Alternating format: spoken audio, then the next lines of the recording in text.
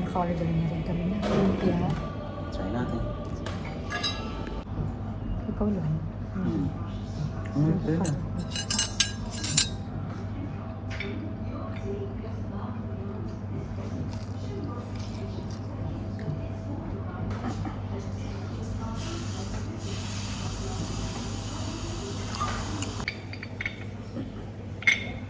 Kain, lumpia.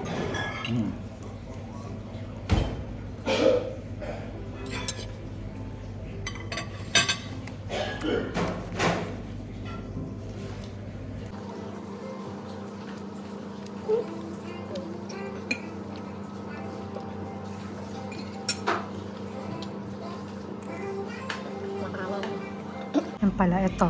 Ito. Crispy pata. Kare-kare. Bahala ka dyan. Kain ka lang.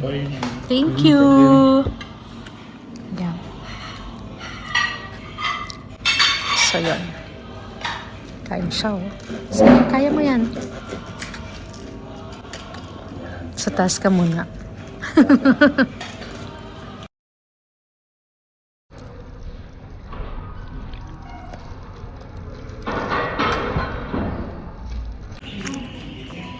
Grabe, so good.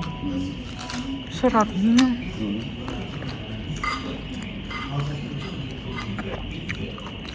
Alam mo yun?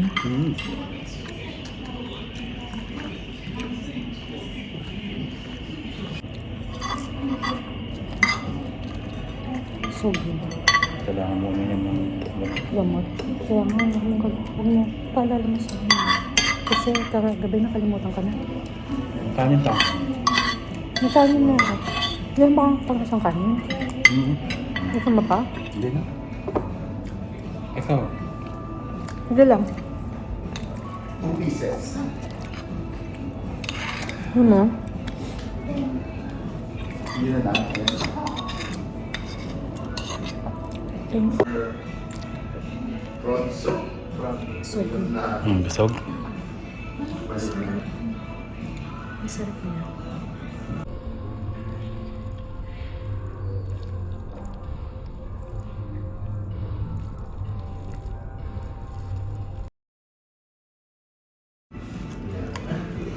Grabe.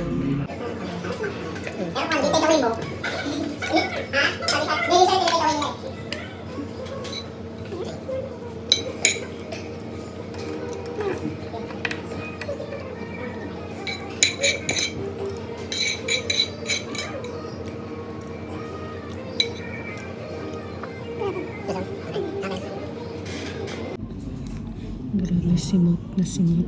Diba? Simot na. Ang boss. Tibay, no? Sina, masasabi mo. Tibayin natin. 3 rice yan, ha? Tag 1.5. Grabe. Ang boss.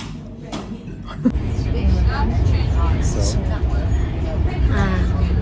regarding dun sa kinainan namin, Filipino restaurant, Raylis